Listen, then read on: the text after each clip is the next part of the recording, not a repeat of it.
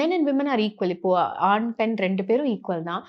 2 பேருக்குமே sexual problems இருக்கு அப்படின்னும்போது, வெளியில வந்து அத பத்தி பேசணும் ஃபர்ஸ்ட்டு.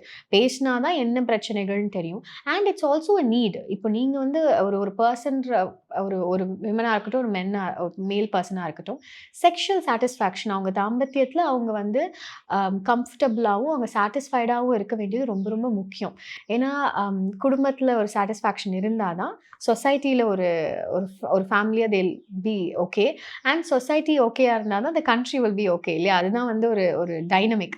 ஸோ அப்படி இருக்கும்போது, அவங்களுக்குள்ள அந்த ஒரு அம் இந்த மாரி விஷயங்கள ஓப்பனா பேசுறதற்கும், இந்த மாரி விஷயங்களுக்கு நெறைய தீர்வுகள் இருக்கு. அத சரி செஞ்சுக்கோங்க. அத இன்னும் உங்களுக்கு சாட்டிஸ்ஃபேக்டரியா மாத்திக்கோங்கன்னு சொல்றதுக்கு யாராவது இருக்கணும் இல்லையா?